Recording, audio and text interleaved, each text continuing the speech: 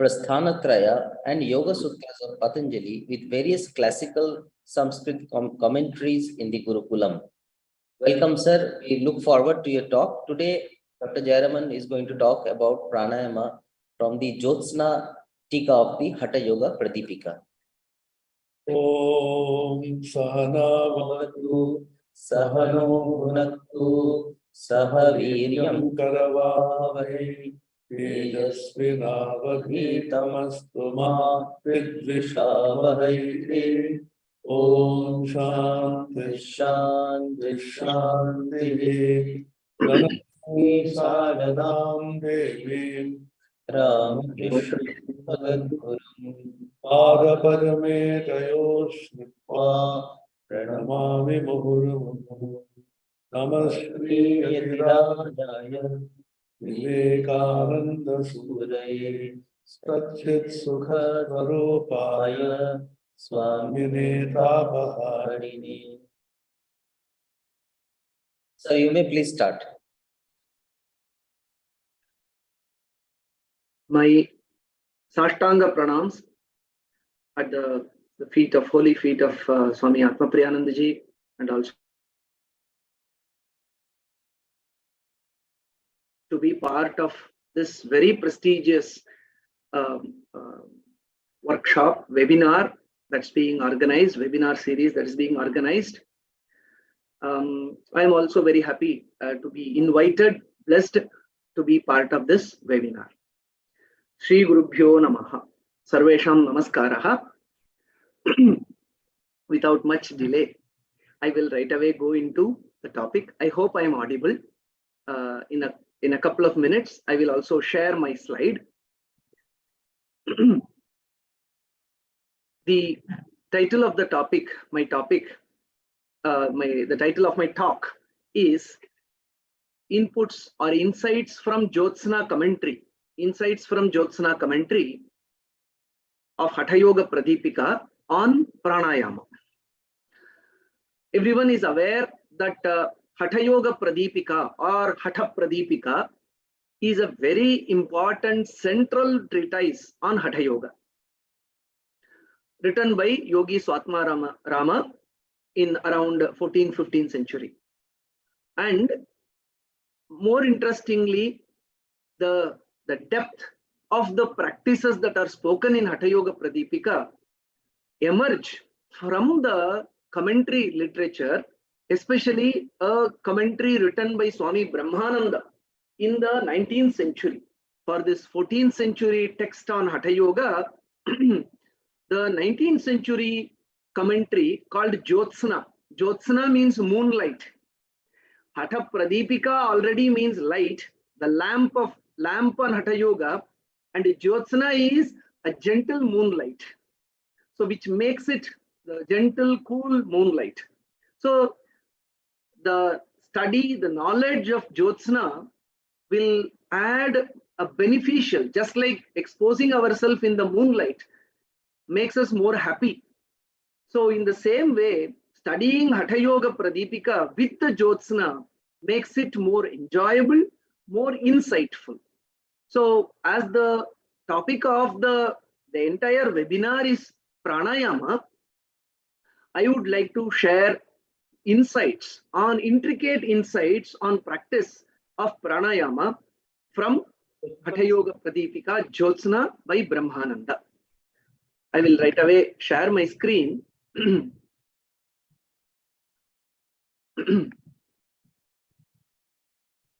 I hope you are able to see the screen. So, before commencing my talk, what is the need to bring in the commentary literature to discussion? Why can't we simply rest with the Hatha Yoga, the source text itself? Because there is a need to underline the connect between the textual study and practice. Recently, I had an opportunity to collaborate with a very senior researcher, Dr. Shirley Tells and others, on doing a study on a comparison of practice guidelines for yoga breathing from traditional texts and PubMed indexed research. So in the process of the study, what was essentially done was, there is PubMed indexed research on certain pranayama practices like Bhastrika, Brahmari, Kapalabhati, etc. So they do their outcomes, they record their outcomes, research outcomes. The texts like Hathayogapradeepika, Jyotsna, Gheranda Samhita, and they speak about the practices. How far do they go together? So the research papers, what do they say about the practice? And then what is the technique that is prescribed, etc. So as you can see in the screen, that the practice guidelines, that is the specific postures, the speed of breath, holding, the force, and so on and so forth. So many aspects of pranayama are there. When we compared, when this group of researchers, which also included me, so there we compared, we understood there is significant difference between what is spoken about the techniques and methods of practice in the text and what is being carried out as a research module and published as this is the outcome of Brahmari, this is the outcome of Bhastrika, this is the outcome of Kapalabhati. So differences, as you the highlighted portion, you can see differences between the practice guidelines in traditional texts and published research with respect to the depth of breathing, relative breathing phase during, and also breath frequency are presented, despite findings being restricted to published studies from a single bibliographic database. And more importantly, differences in the way yoga breathing is practiced could influence. So what the researchers take as Kapalabhati or Bhastrika or Brahmari, and what is there in the text, while there is this gulf between these two, what happens is it could influence physiological effects obtained, and differences between methods reported in published studies could make it difficult to summarize the effects of yoga breathing practice across studies. So there is a bridge that is necessary to be laid between the text, practice, and research. And why is the textual dimension should be connected to the practice? Because the textual dimension of yoga, the yoga practice, yoga techniques, especially pranayama, has a lot of practical insights to offer. It is not that they speak only philosophy and theory. When we get into the commentary literature like Jyotsna, which is in Sanskrita, we can see how practical it is, which are missed out in a rush to scientifically validate. Before getting into the scientific experiments, one should study the text and absorb all the techniques therein. And when that is implemented, tested, researched upon with all the controlled randomized trial and so on and so forth, then it will be more useful to the humanity.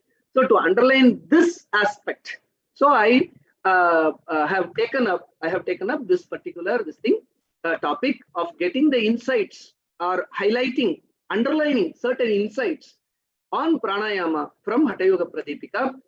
It is also mentioned in the text, that is in Vyasabhashya, that this shloka I often keep quoting in my talks and lectures, which I like most. Swadhyayad yogamasita, yogat swadhyaya mamanet, swadhyaya yoga sanyuktya paramatma prakashate. In yoga, two dimensions should go together, swadhyaya and yoga. In this context, the word yoga, which is this is quoted from the Vyasabhashya to the Yoga Sutra, where it is the word swadhyaya, the yoga is used in a limited sense of practice of yoga, and swadhyaya is the knowledge, the textual dimension of yoga. So they too should. Then by study, by swadhyaya, practice becomes transformative, and by practice, study becomes insightful. So there should always be a connect. When there is a disconnect, we saw the effect of it in the prayer, in the paper that was presented or kind of hinted previously. So this, to underline this kind of importance of strengthening the bond between swadhyaya and yoga, I am highlighting certain practical aspects from pranayama. Okay. When we speak of any practice in the dimension of yoga, be it asana, pranayama, mudra, kriya, bandhas, etc., there will be three aspects. One is the prerequisites dimension, and then the second is the technique as such of practice, and then the benefits. So in pranayama also we can take up these three aspects.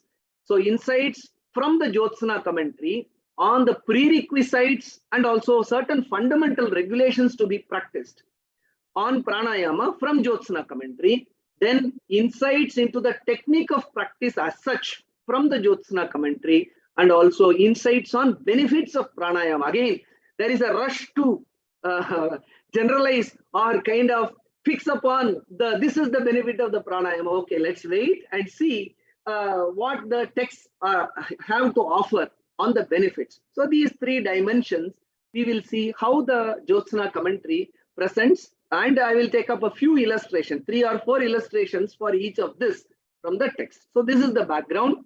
First, we will take up the insights on prerequisites and fundamental regulations related to pranayama. Okay, right away I go into the text, and we will see there is this Hathayogapradeepika shloka, the very first shloka in the second chapter, that is Athasane dridhe yogi vashi hitamitashanah gurupadishta margena pranayaman samabhyase. So the general meaning of this shloka is a yogi should be established in a dridha asana, a firm posture. He should be vashi, has controlled his senses, and his dietary things should be, dietary regulation should be there. And then in the path advised by the guru, he should do the pranayama. So, but the insight dimension from this is we are focused on the atha asane dridhe yogi. So in a firm or in a dridha asana, the yogi should practice pranayama. So the translation, in the general translations, what do they say? The yogi having perfected himself in the asanas. That's how the translations are given. So athasane dridhe. Even this is reflected in the Yoga Sutras also, where we see tasmin sati shwasa prashwasa yor gati vicheda pranayama. Tasmin means once the asana jaya has been, once one succeeds in making good inroads or good stability in asana, then one should go into the pranayama. So having good mastery over asana, one should go to pranayama. That is the general understanding. That's how this translation also reads. Having perfected, so asane dridhe has been translated as having perfected himself in asana, a person should go into pranayama.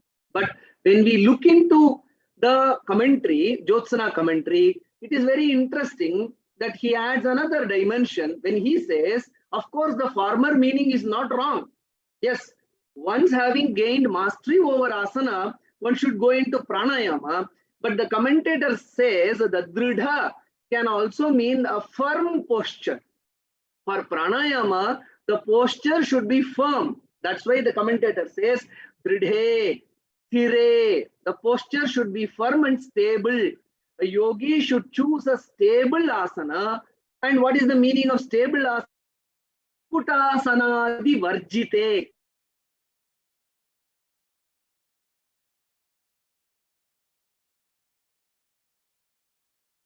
Posture.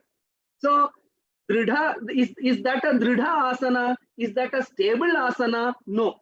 So, it is an indication. While the word dridha can mean that a yogi having mastered asana should go into pranayama, dridha also means stable asana. So the commentator says a yoga practitioner should choose a stable asana, unlike balancing asanas like Kukkutasana, even Natarajasana, Vrikshasana, all those asanas are balancing asanas. So Kukkutasana di varjite, Siddhasanadau iti va yojana. So the word dridha can also be interpreted as a stable asana like Siddhasana, Padmasana and others, and one should avoid unstable asana, balancing asana such as Kukkutasana. So this is the insight that we get. While a simple translation would say, succeed in asana and then go to pranayama. Whereas the commentator throws up a new dimension where choose a stable asana for pranayama. So this insight comes from the Jyotsna commentary. Now, again, another dimension of prerequisite is diet. Now, if you read the shloka, the next 2.14, a prerequisite on diet for pranayama, we see Abhyasa kale prathame shastam kshirajya bhojanam. So, for a practitioner of pranayama, what is the diet prescribed? Kshira ajya bhojanam. In initial periods, what is the diet prescribed? A bhojanam, a diet. Kshira ajya bhojanam, a diet with milk and ajya, ghee. A diet of milk and ghee. So that could be the meaning. But the commentator, seeing that there may be a misinterpretation, he just jumps in. What could be the misinterpretation? I will come to that. First, I will present the input from the commentary. The commentator says, Kshiram dugdham, ajyamghritam, tadyuktam bhojanam, kshirajya bhojanam, shakaparthivadivat samasaha. So he goes into the grammatical tools that are given, compound, samasa, and says that food, diet means a staple diet like rice or others, which with mixing with it the milk and the ghee. It's not that the diet itself should be a milky diet or a diet of ghee. It is clarified that food which is mixed with milk or food which is mixed with ghee should be consumed. Otherwise, people in this era, they may misinterpret or wrongly understand it that it should be a diet of milk and ghee alone. Here he clarifies that the yuktam means it should be added. Milk and ghee is to be added to the food and consumed, and that itself is not the diet. So it is not a fluid diet of milk and ghee, but it is a diet which has a sumptuous component of ghee and milk. So that is more beneficial. So a possible misinterpretation is preempted, and the commentary clarifies that this should be the diet. Otherwise, with the insufficient diet or wrong diet, a yogi, again the practice, it is known that yuktahara viharasya yukta cheshtasya karmasu yukta swapnavabodhasya yogo bhavati dukkha. The right understanding of what kind of food is very essential. If one goes wrong in that dimension, then it would be detrimental to the health, and the yoga will not be beneficial, creating beneficial effect for the practitioner itself. So this is the second input on the prerequisite, right? Then another interesting input, again insightful input, is again prerequisite for pranayama. Pranayamam tatah kuryat nityam satvikaya dhiya. So here it is mentioned in 2.6 Hathayogapradeepika. It is stated that one should do pranayama with a sattvic state of mind. This is an interesting, perplexing statement. Why? So why do normally people do pranayama? As when we go into the Yoga Sutras, we see as an effect of pranayama, tataha kshiyate prakashavaranam. Means the covering over the light diminishes by the practice of pranayama. So which means the light manifests or sattva manifests by the practice of pranayama. Whereas Hathayogapradeepika says, you be established in a state of sattva, let your mind be in a sattvic state and do pranayama. How is this? How is this contradiction to be removed? How to evoke a state of sattva even before the cart is put before the bull or something like that. So it appears like that. So to that again, the commentator comes to the rescue and helps by stating that even before pranayama, certain practices can be done which will bring the mind to a state of equilibrium. the agitations can be reduced, which can be comparable to the state of sattva, and from there one can start. It is not that one should start the practice itself with agitation. So then how to reduce agitations here? It is not the ultimate state of sattva. There one should go and practice pranayama. At least some aspects of practice should be there by which the agitation settle down, and which can be said called as sattvika state of mind. From there pranayama can be done. So how does the commentator help in this regard? He says, Ishvara pranidhana utsaha sahasadi prayatna abhibhuta vikshepa alasyadi rajasa tamasa dharmaya satvikaya prakasha prasada shilaya dhiya buddhya nityam pranayamam kuryat. That is, so how to create a sattvic ambience before commencing, how to prepare the ground before commencing pranayama. He says, first bring in the surrender to Ishvara. So salute the Ishvara and offer that this pranayama practice that I do, don't have too much of an expectation from the pranayama. Surrender to the Supreme Being, and then whatever I do, I will try my best, and let me not have too much of expectation. So that reduces the expectations and calms the mind down. And then of course, he connects to the sadhaka tattvas, which have been spoken in the first chapter.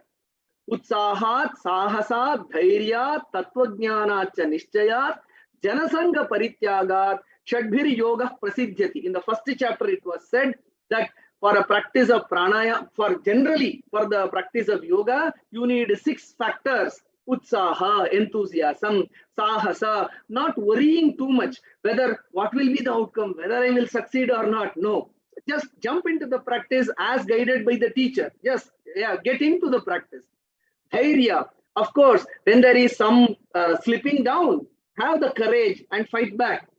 Utsaha, sahasa, dhairya, tattvajnana, have a clarity of the goal where you need to go. And then nishchaya, and have a determination. And then janasanga parityaga, and then move away from the company of unfavorable people who may not help you in the practice of pranayama.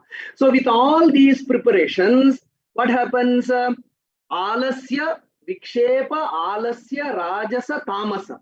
So the rajasic and tamasic effects, like vikshepa, distraction, alasya, laziness, all these can be overcome when we slowly remind ourselves about Ishvara pranidhana, utsaha, sahasa, dhairya, etc. Then the agitation settle down. So when the agitations have settled down, alasya, vikshepa have come down, from there you start your practice of pranayama. So then we can understand, yes, this is doable. This state of sattva we can evoke in ourselves. To this level we can evoke sattva and then start the practice of pranayama, not the ultimate state of sattva, which is possible. So in this way, a practical interpretation as to how you evoke a state of sattva, prepare your mind and get into the practice of pranayama is known only through the commentary.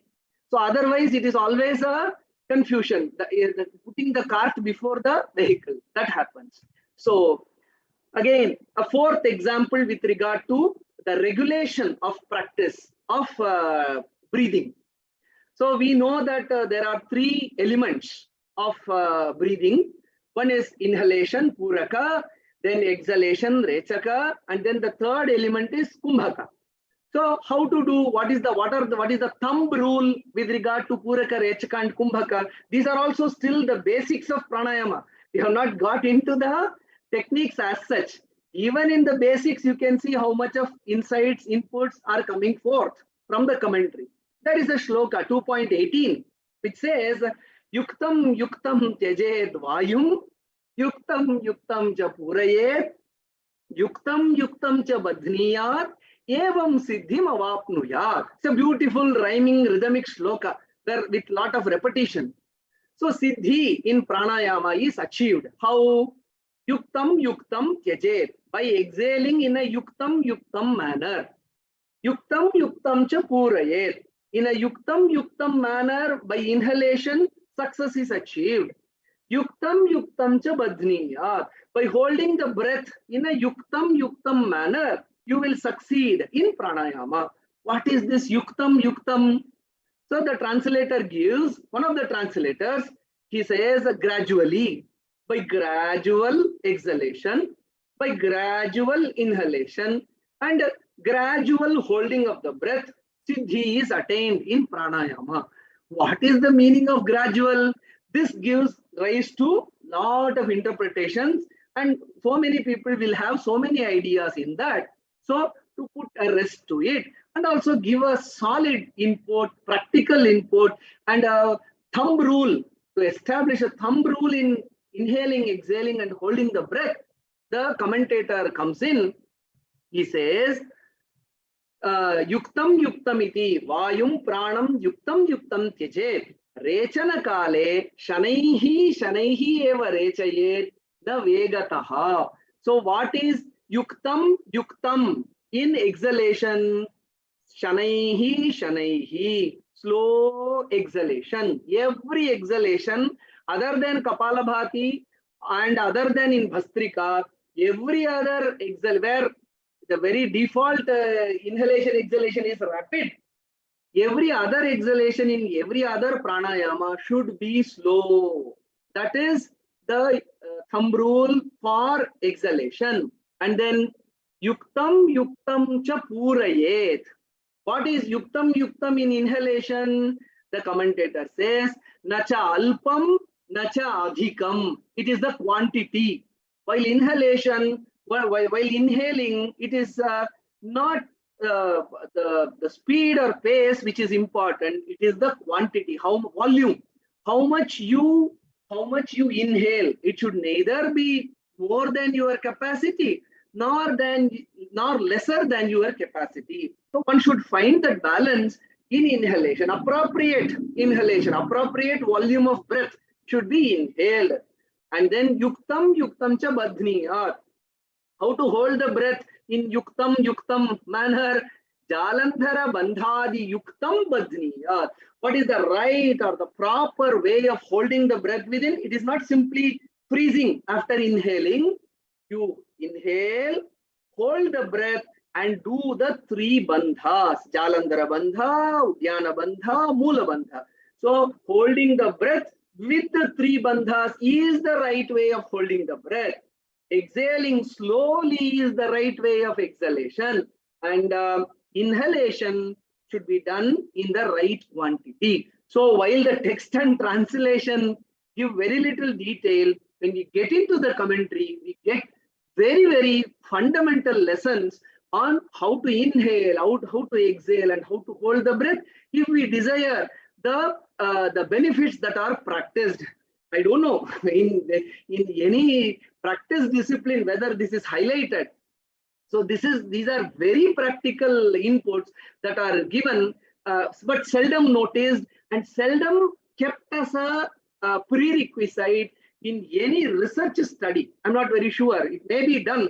So if it's done, I would like to be educated on that. But these are the parameters. So if you want a research to give out the expected result, should these not be the quality parameters? Whether the exhalation is like this, whether the inhalation is like this, whether the hold is like this. If it satisfies, then this is the prescribed way of breathing. By doing the prescribed way of breathing, then we can measure the outcome. So these should be incorporated. So these are with regard to the prerequisites and fundamental regulations on pranayama. When we look back, we see the first example gave an alternative way of looking at the same text, athasane dridhe. And then the second example says a misunderstanding. People should not merely drink milk and ghee, they should eat food with milk and ghee, a good quantity.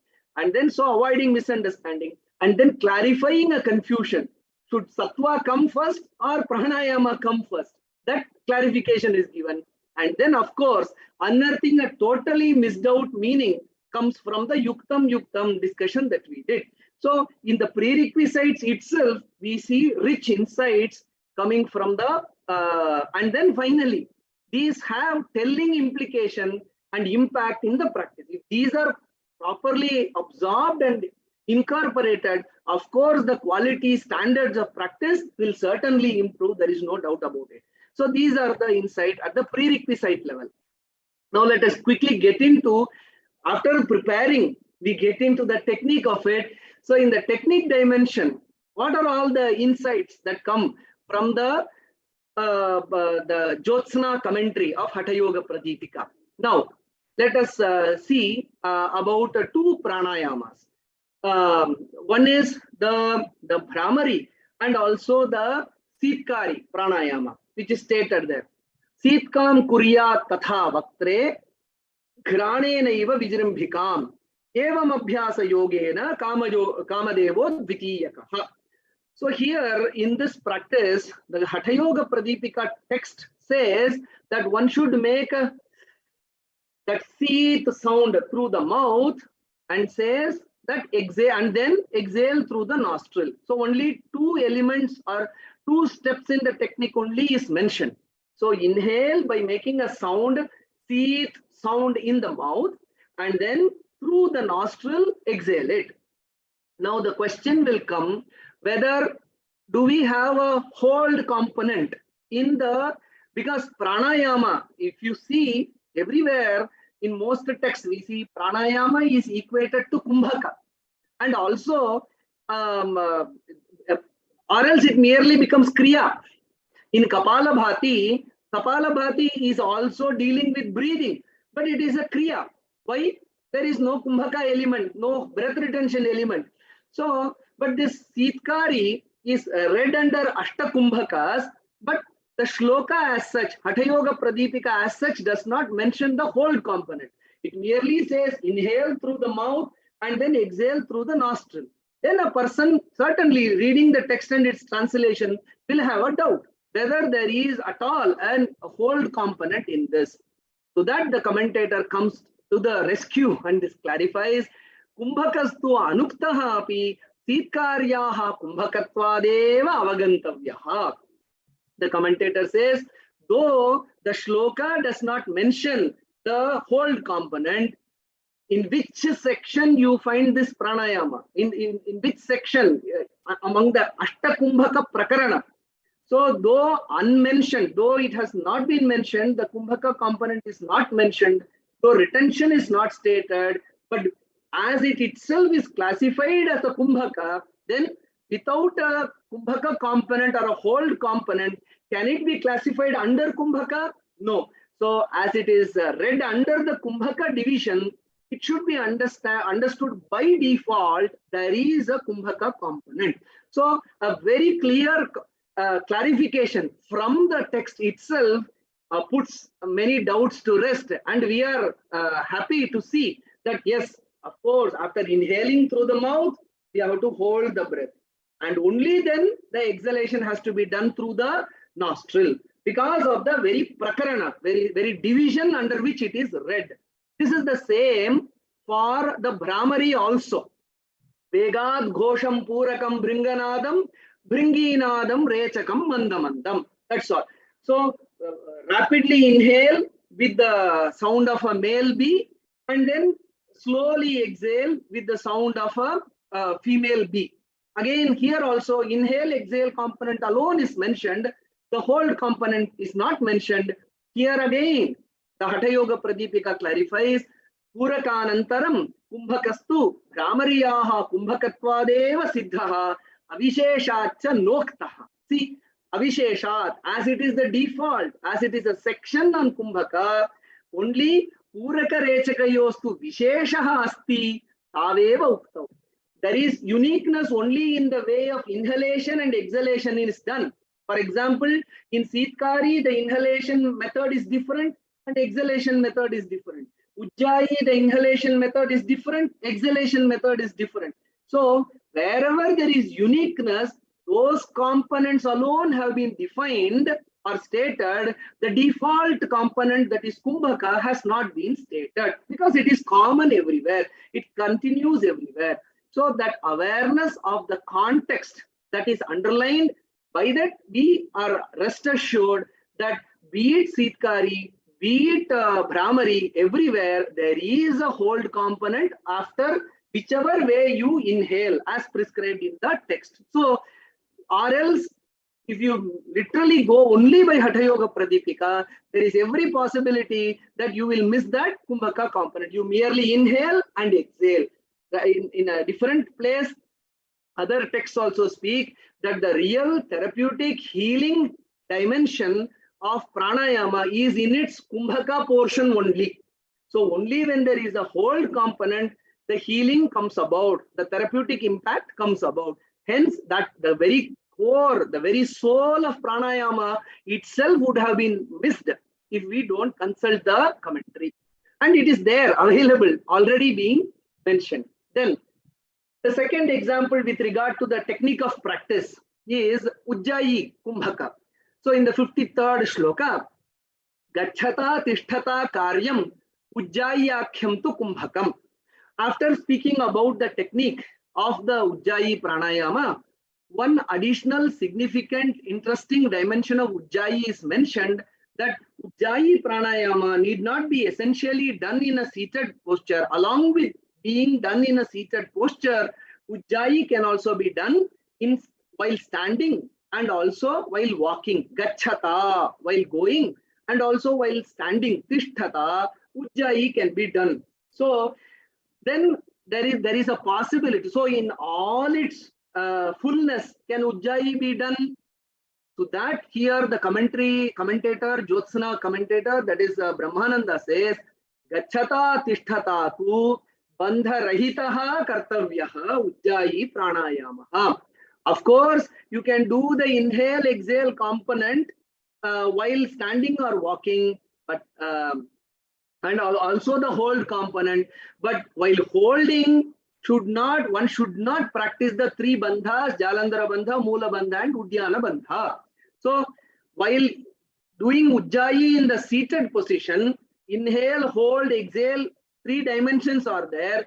In the hold component, you have to do the Jalandhara, Moola bandha, and Udyana bandha. But while doing the self-same Ujjayi in standing and walking dimensions, one should not practice the three bandhas. So that critical insight, again, original insight, would have been missed out. Oh, now there is a license to practice Ujjayi while standing and walking. Let us do it in all its fullness. No, a practical, experiential insight now comes where it is said, while standing and walking, bandhas should not be incorporated in Ujjayi. Again, this is a very rare insight, very important insight, which is missed out while we read only the text and translation without going into the commentary. Now, the third example is quite detailed, but let me try to summarize it. Again, this Bhastrika Pranayama is there, where you see the entire technique is given. But in that technique, again, the source text and translation, if you see, there are many gaps, apparent gaps. But for a practitioner, if he reads, he will know. But for the first time, if I consult the text and try to understand the pranayama, there will be many places where there are gaps, apparent gaps. I won't say there are gaps, apparent gaps are there from the point of view of techniques. So how is Bhastrika prescribed in Hathayogapradeepika? Mukham sanyamya yatnena pranam ghranena rechayet. So the mouth should be closed, and then through the nostril, the breath has to be exhaled. Pranam ghranena rechayet. How it is? It has to be exhaled through which? It has to be exhaled through which nostril or both nostrils? That's not mentioned. Yatha lagati hritkanthe kapalavadhi saswanam vegena purayet chapi hrit padmavadhi marutam. So it has to be exhaled in such a manner that hrit kanthe, it is felt, the exhalation is felt in the throat and the mid-chest region, and then vegena purayet, it has to be inhaled rapidly, hrit padmavadhi marutam, till the chest, mid-chest region, as the breath is felt, one has to inhale. How? Through where? Through the same nostril or through the mouth? Again, the text is doesn't mention that. And then punar virechaye tadvat. Again, exhalation has to be done. Again, through which? Through the nostril or one nostril, two nostrils, both the nostrils. That is again not clear. That doesn't come through the text. Just like the bhastra vegena chalyate, tathaiva swasharirastham chalayet pavanam jya. So rapid only for the first exhalation. It was mentioned that it has to be done through the nostril. Then the next inhalation, whether it is to be done through the nostril, one nostril, two nostril, both nostrils, that is not clear. And then, but finally it is said, finally after doing this rapidly for many times, yada shramo bhavet, then there is tiredness, tada suryena puraye. So one has to inhale through the right nostril, the surya nadi. So there, while closing the practice, there is the reference to which nostril? The right nostril. Vidhivat kumbhakam krutva rechaye didaya anilam. After doing the kumbhaka, after the last inhalation should be done through the right nostril, and then practice the kumbhaka in the prescribed manner with the bandhas, and then final exhalation through the ida nadi through the left nostril. So all the red regions are there where we are not very clear how to inhale, how to do the rapid inhalation exhalation process. So while the concluding part is clear, the final kumbhaka component is clear. To inhale through the right nostril, hold and exhale through the left nostril. The initial portion, it needs, of course, some clarification, some teaching from the teacher, and the commentary steps in where it says, there are two methods where we see problem, the commentator sees opportunity to present two interpretations to the Bhastrika Kumbhaka. He says, Vamanasika putam dakshina bhuja anamika kanishtika abhyam nirudhya. So the left nostril has to be closed with the small finger and the ring finger. And then dakshina nasa putena astra vadvegena recha purakaha karyaha. So close the left nostril and then rapidly inhale, exhale through the right nostril. And after doing so many times and one gets tired, then the final inhalation happens through the right nostril, do the hold and exhale through the left nostril. He doesn't stop at that. He says, Punaha dakshina nasa putena angushtena nirudhya vamanasika putena bhastravad jhatiti rechaka purakaha karyaha. As you did the inhale, exhale in the first round through the right nostril, you can do the rapid inhalation, exhalation through the left nostril. And then the final inhalation, after one tires out, the final inhalation can happen through the left nostril, hold, and then finally exhale through the right nostril. Ityeka ritihi. This is one method of Bhastrika practice. So all this rich insight about that there is no doubt in this as to how the practice has to be done. So it is uninostril rapid inhale, exhale, first starting from the right nostril and then close out with the Surya Bhedana. And then uninostril through the left and then close out with the Chandra Bhedana. So that is the first method of Bhastrika. So rapid inhale, exhale with right nostril, final inhale right, hold with bandhas and exhale through the left and do the reverse. So this is the technique. One method that he reads from the shloka. And then there is a second method which is also elaborately presented. I will just briefly finish, where he says, Dakshina nasa putena nirudhya angushtena nirudhya vamanasa putena rechayet. So what he said is that vamanasika putam. So first he close the left nostril, inhale quickly through the right nostril, let it out through the left nostril. So inhale through right, exhale through left. Inhale through right, exhale through left. Inhale through right. So rapidly do this cycle from right to left. And then finally, when there is tiredness, inhale, final exhale through the right, hold and exhale. So in the same way, repeat on the reverse. So it is from this commentary that the very technique of Bhastrika becomes very clear, and two varieties of practice of Bhastrika also comes very clear, emerges very clearly through the commentary only. So or else when we merely go by the text and translation, which normally I see most researchers do, They simply say ancient reference. They quote couple of shlokas and immediately start interpreting or try to practice it as they have understood.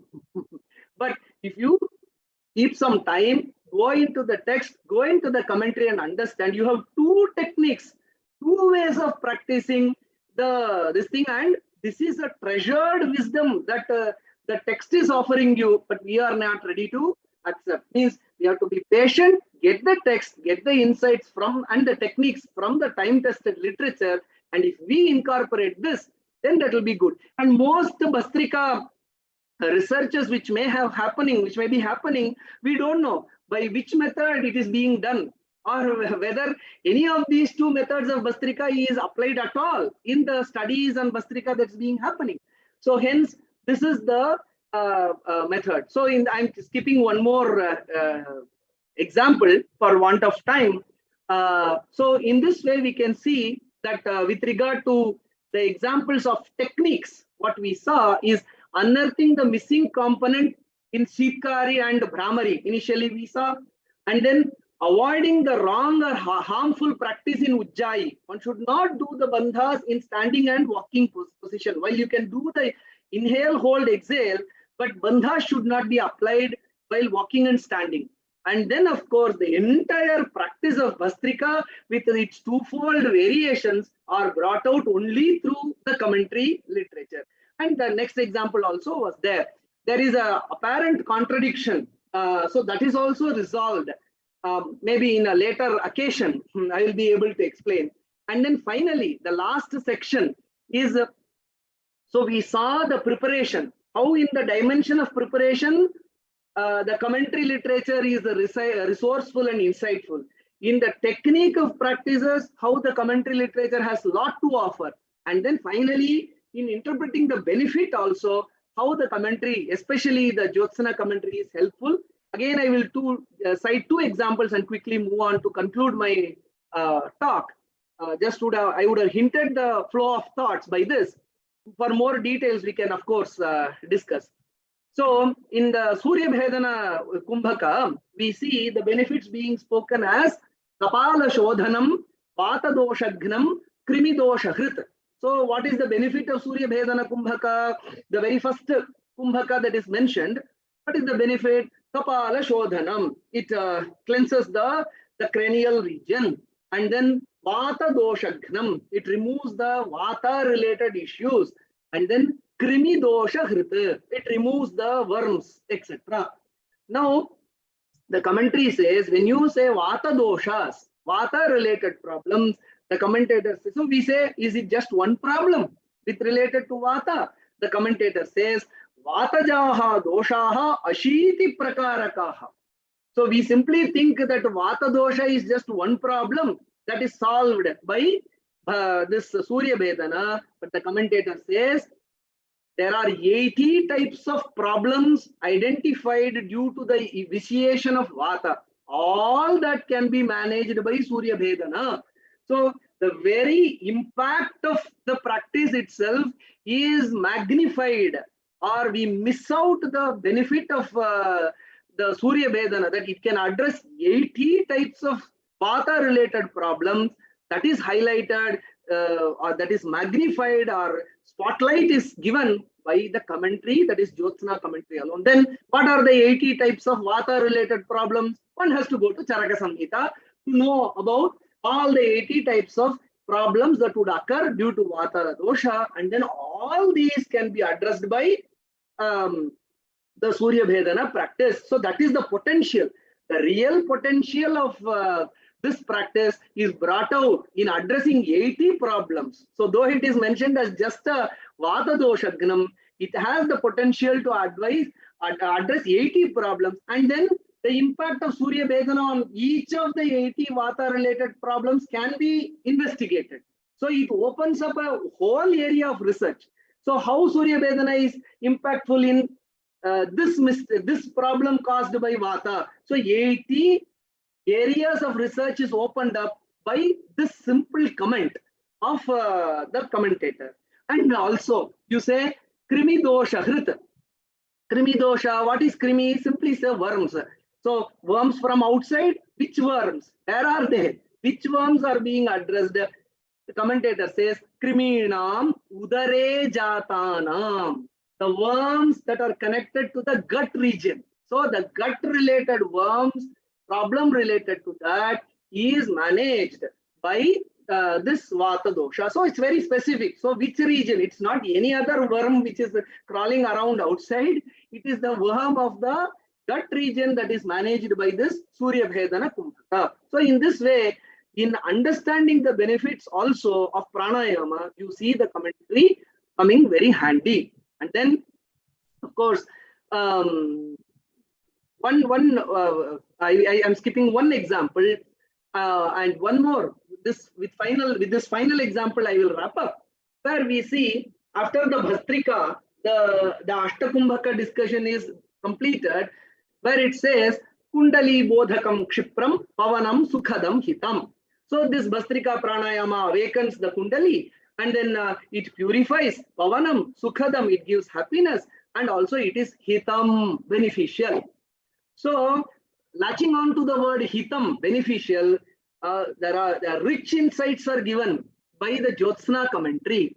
So here, which pranayama is beneficial under which condition, that is clarified in Jyotsna commentary. The entire summary of the Ashtakumbhakas is given to this shloka 2.66 using the latching on to the word hitam. So sarvesham kumbhakanam sarvada hitatvepi surya bhedana ujjayinau ushnau prayena shitakale hitau.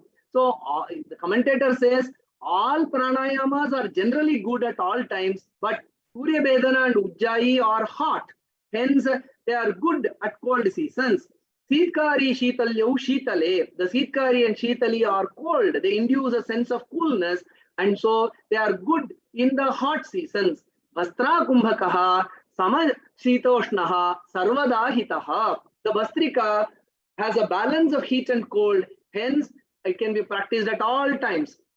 And the same way in the benefit dimension also, Surya Bhedakam Prayena Vataharam. The Surya Bhedana removes Vata related issues.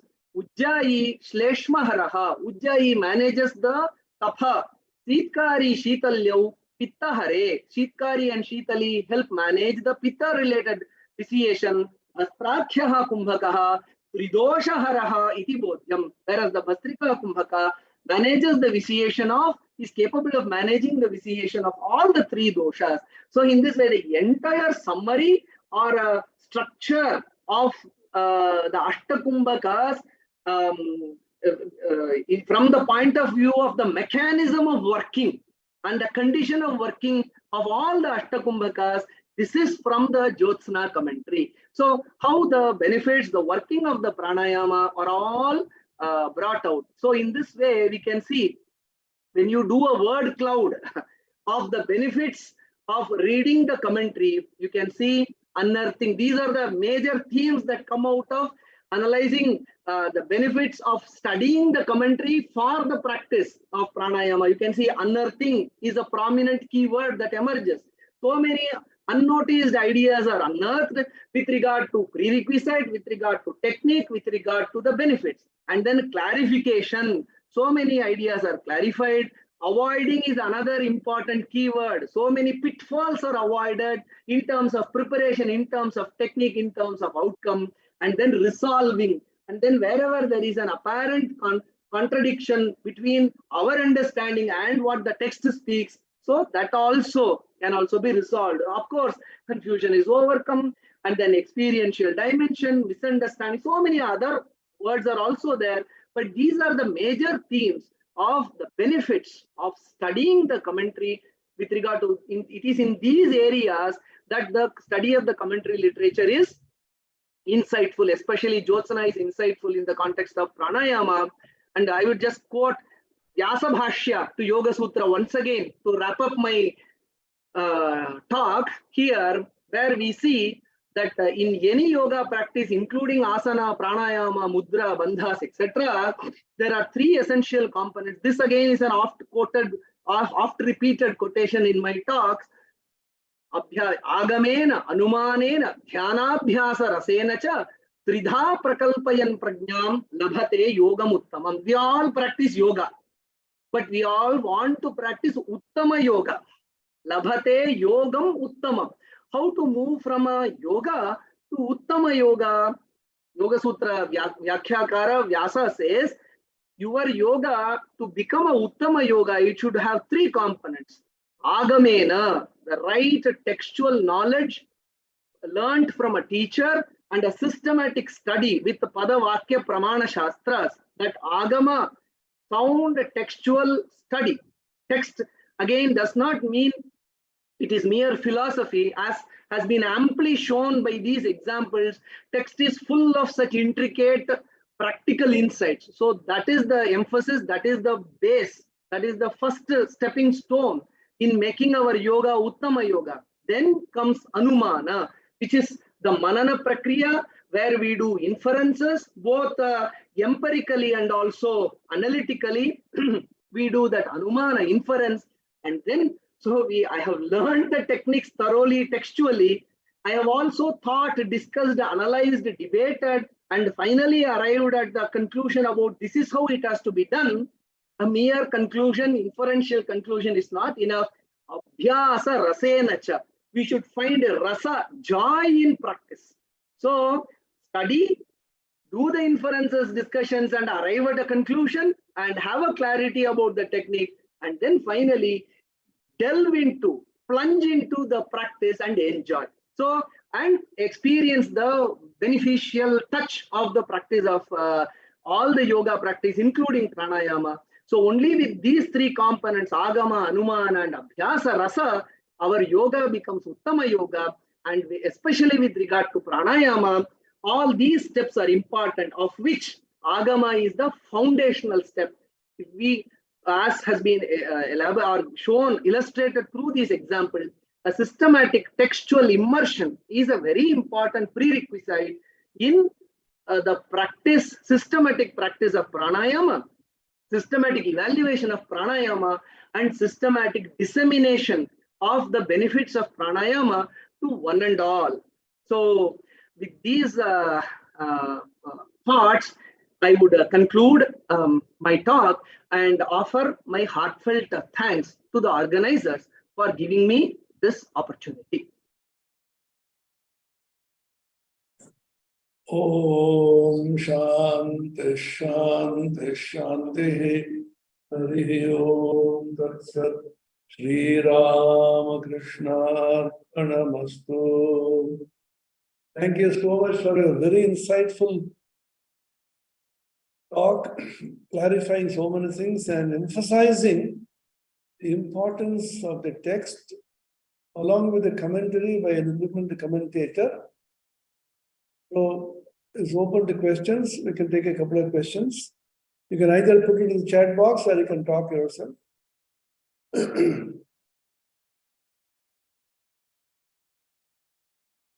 Sir, you can also see the questions in the chat box and you can pick and choose an answer, sir. Not many. Yeah.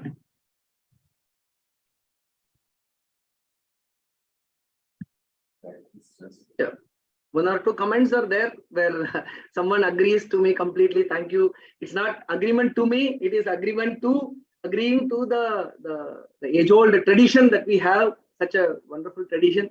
And then, of course, there is a mention in the comment box that practical practices can also be included as part of these lectures. Probably it is part of some other kind of program where here we are strengthening the theoretical basis. So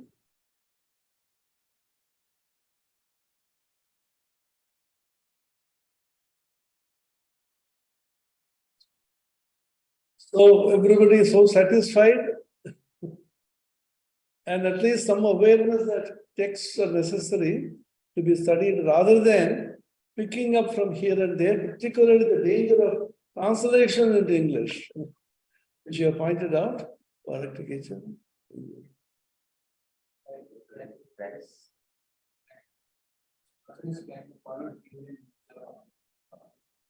Oh, there is a question, which process can be practiced during japa? In pranayama with a sattvic state of mind. Reference- Which process can be followed during japa? With regard to japa, it is a different discussion. Japa is entirely again another, of course, Samantraka japa is there, Samantraka pranayama is there, where the japa of pranava again is mentioned, and other Ishtadevata mantras can be incorporated. So that will be a discussion on Samantraka pranayama. Of course, in the process of japa, we have the Uchaihi, Upamshu, and Manasika types of japas. That again becomes a different discussion. With regard to the next question, in pranayama with a sattvic state of mind is a reference to Shatkarmas. It is not a reference to Shatkarmas. It is a reference to the necessity to incorporate practices like Ishvara Pranidhana, Utsaha, Sahasa, Dhairya, etc. Shatkarmas are stated later to overcome Medas and Shleshma, the flabbiness, the person with a flabby kind of structure, and also this Shleshma, Kapha predominance. Such people need to practice Shatkarma. So that is a different discussion altogether. And this is with regard to reducing the agitation of the mind by the practice of Ishvara Pranidhana, Utsaha, Sahasa, Dhairya, etc. So this is a kind of a preparation of the mind, whereas Shatkarma is preparation of the body for pranayama. The Ajapa Japa technique of Kriya Yoga, the Shamacharan Lahiri and the Paramahansa Yogananda, that seems to combine both the japa as well as the pranayama technique, the hamsa, soham, etc. That is, what is it? Is there any text which talks about all this? True, Swamiji. In Gheranda Samhita, this Ajapa Japa is mentioned. The same method, the Ajapa Japa originates from, or the clear textual references are there from the Gheranda Samhita. The method, the technique are all documented in Gheranda Samhita. Hamsopanishad also perhaps has such a reference. Of course, yes. So with profuse thanks to the speaker, we wind up today. So tomorrow we have, please read out. Tomorrow, the topic is Essentials of Pranayama by Sri S. Sridharan from the Krishnamacharya Yoga Mandiram. So Krishnamacharya Yoga Mandiram Sridharan will speak on the effects of essentials of pranayama. Thank you. Thanks, everybody.